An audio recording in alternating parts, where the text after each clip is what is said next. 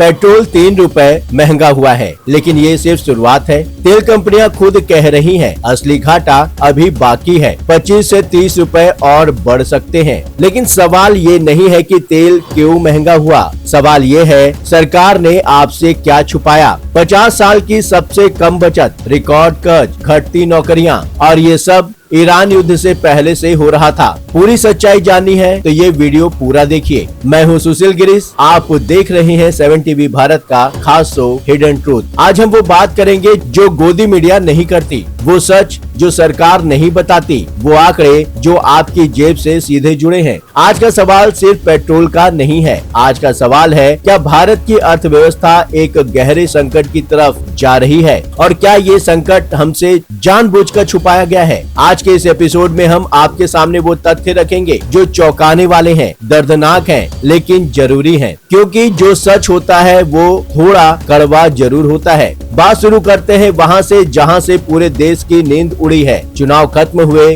और जैसा डर था वैसा ही हुआ। देश भर में पेट्रोल और डीजल 3 रुपए प्रति लीटर महंगा हो गया। लेकिन ये 3 रुपए सुनकर राहत मत लीजिए। तेल कंपनियां खुद कह रही हैं, ये 3 रुपए तो उनके कुल घाटे का सिर्फ 10% है। यानी आने वाले दिनों में 25 से 30 रुपए का इजाफा और हो सकता है। और अगर ईरान अमेरिका के बीच युद्ध नहीं थमा तो ये दाम और भी ऊपर जाएंगे। अब आप सोच रहे होंगे, ठीक है युद्ध है, तेल महंगा होगा, ये तो दुनिया में सब जगह हो रहा है। लेकिन यहीं पर असली कहानी शुरू होती है। कोई भी देश, कोई भी सरकार युद्ध की आपदा से अपने नागरिकों को पूरी तरह नहीं बचा सकती, लेकिन कुछ देशों को कम नुकसान होता है और कुछ को ज्यादा। भारत जैसे देश को जो तेल के लिए दूसरों पर निर्भर है, ज्यादा नुकसान होता है। और ये नुकसान और भी बड़ा इसलिए है क्योंकि पिछले 1 दशक में हमने न अपने स्ट्रेटेजिक ऑयल रिजर्व बढ़ाए, न नए तेल के भंडार ढूंढे। लेकिन आज का हिडन ट्रूथ सिर्फ पेट्रोल की कीमत पर भी नहीं है। पेट्रोल तो एक ट्रिगर है, असली बीमारी बहुत गहरी है। जो आंकड़े सामने आ रहे हैं, जो मैन्युफैक्चरिंग का सच सामने आ रहा है, जो निवेश की हकीकत सामने आ रही है, उससे एक बात साफ होती है, सरकार हमसे कुछ छुपाने की कोशिश कर रही थी। बहुत समय से सच के ऊपर बैठी थी और अब इस युद्ध के चलते सच सामने आने लगा है। सोचिए, अगर आज से ही युद्ध बंद हो जाए, शांति हो जाए, तो क्या जीडीपी तुरंत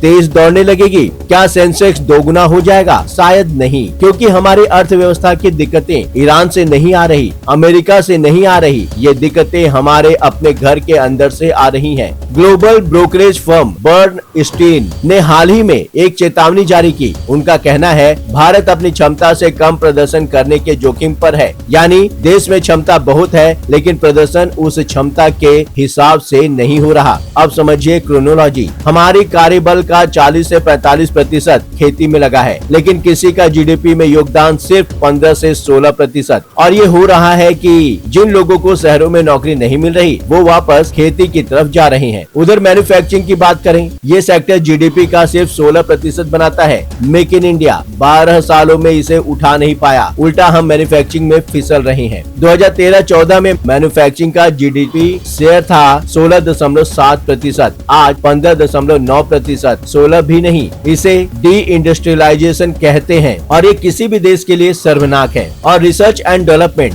भारत जीडीपी का सिर्फ 0.6 से 0.7% खर्च करता है अनुसंधान पर। आर्टिफिशियल इंटेलिजेंस जैसे स्ट्रेटेजिक सेक्टर में भारत उत्पादक बनने की बजाय उपभोक्ता बनने के खतरे पर खड़ा है। उधर चीन धड़ाधड़ एआई पेटेंट फाइल कर रहा है और यहाँ नौकरियाँ जा रही हैं। अब बात करते हैं शेयर बाजार की। सेंसेक्स इस साल 8% नीचे है, जबकि दुनिया के बाकी बड़े बाजार युद्ध के समय भी ऊपर जा रहे हैं। अमेरिका, जिसने खुद ये युद्ध शुरू किया, उसका बाजार अपने ऑल टाइम हाई पर है, टेक्नोलॉजी और एआई शेयरों की बदौलत। और भारत विदेशी संस्थागत निवेशकों ने सिर्फ इस साल हमारे बाजार से 1.8 करोड़ रुपए निकाल लिए। निफ्टी ने निवेशकों को सितंबर 2021 से आज तक नेट जीरो रिटर्न दिया है, यानी 4.5 सालों में 1 पैसा नहीं कमाया। जो थोड़ा बहुत रुपए में दिखा, वो डॉलर की तुलना में रुपए की गिरावट की वजह से है, व्यर्थ हो गया। और पर कैपिटा जीडीपी में हम तीसरे स्थान की बात तो भूल ही जाइए। IMF के अप्रैल 2026 2024 के आंकड़ों के अनुसार हम बांग्लादेश से भी पीछे हैं। अब आते हैं सबसे जरूरी बात पर, आपकी जेब पर। पिछले महीने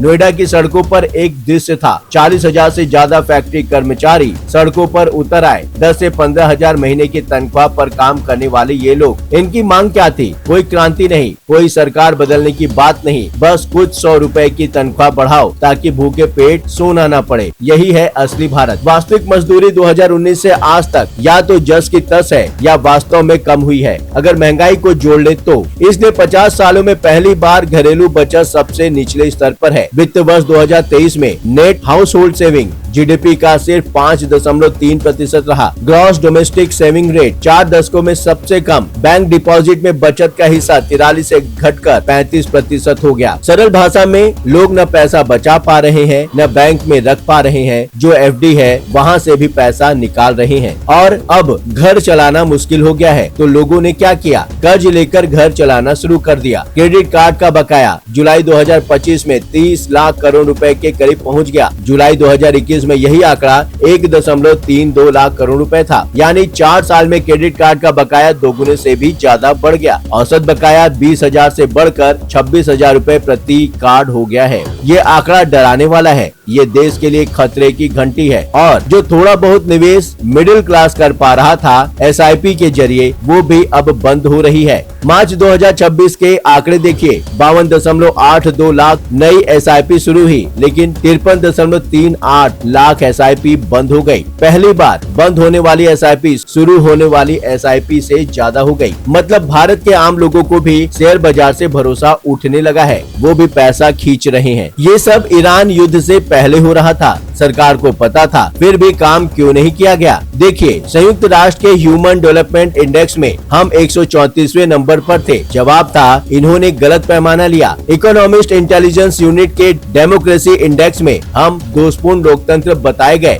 जवाब था ये हमसे जलते हैं। भ्रष्टाचार धारणा सूचकांक में हम 85 से 93 के बीच लुढ़क गए। जवाब था न खाऊंगा न खाने दूंगा। प्रेस फ्रीडम इंडेक्स में 140 से 158 तक चले गए। जवाब था चीन तो हमसे और नीचे है। हाउस होल्ड कंजप्शन एक्सपेंडिचर सर्वे ने सालों पहले अलार्म बजाया, लेकिन धर्म और नफरत की राजनीति में सब दब गया। आईएमएफ ने पिछले साल कहा था भारत सरकार के आर्थिक आंकड़ों में शायद फेरबदल है, वो सही नहीं लगते और शायद यही सबसे बड़ी त्रासदी है। झूठ दिखाते दिखाते सरकार खुद अपने झूठ में फंस गई। अपने मेकअप लगाए आंकड़ों को खुद ही सच मान बैठी। भारत एक उपभोक्ता आधारित अर्थव्यवस्था है। इसका मतलब हमारी अर्थव्यवस्था इस बात पर निर्भर करती है कि जनता, खासकर मध्यम वर्ग, चीजें खरीदे। जब जनता खरीदेगी, मांग बढ़ेगी, मांग बढ़ेगी, फैक्ट्रियां चलेंगी, फैक्ट्रियां चलेंगी, नौकरियां मिलेंगी, नौकरियां मिलेंगी, लोगों के पास पैसा आएगा, पैसा आएगा, वो फिर खर्च करेंगे। यही चक्र है, यही इंजन है। लेकिन जब जेब में पैसा ही नहीं होगा तो खर्च कहां से होगा?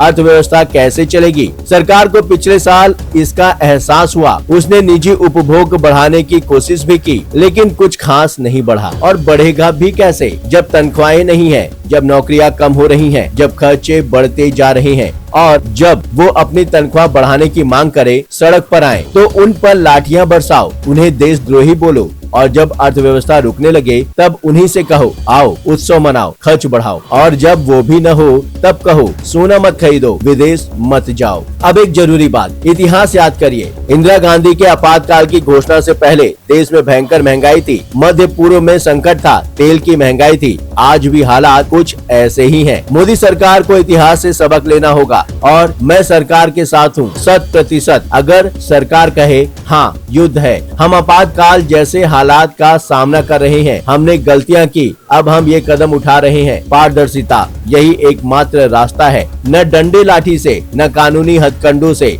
न मीडिया नैरेटिव से, न सिर्फ अपील से। खबर आई है बॉन्ड निवेश पर कर कम करने की बात हो रही है, ये अच्छा कदम है। लेकिन अगर सरकार मटन, मुगल, मंदिर, मस्जिद छोड़कर अर्थव्यवस्था पर ध्यान दे तो अभी भी कुछ हो सकता है। लेकिन सिर्फ सरकार को दोष देने से काम नहीं चलेगा, इसमें आप और हम भी जिम्मेदार हैं। जब पहले से संकेत आए, हम सब्जी और मांस की लड़ाई में व्यस्त थे। जब नौकरियां गई, हम उनके भगवान और हमारे भगवान की बहस में थे। जब आंकड़े बुरे थे, हम हमारे देश को बुरा दिखाने वाले देशद्रोही हैं इस नैरेटिव में थे। अगर हम मैन्युफैक्चरिंग पर, पारदर्शिता पर, भ्रष्टाचार पर सवाल उठाते तो सरकार कुछ करती। अब भी देर नहीं हुई है, लेकिन इसके लिए जनता को नीतियों पर, कराधान पर, नौकरियों पर, शिक्षा पर आक्रामक होना होगा। बुजदिल बनकर अराजनीतिक नहीं रहना है। एक सतर्क देशभक्त बनना है तो सवाल उठाएं, क्योंकि ये सारी चीजें सीधे आपकी जेब को प्रभावित करती है। ये किसी और देश की बात नहीं, ये आपकी जेब की बात है।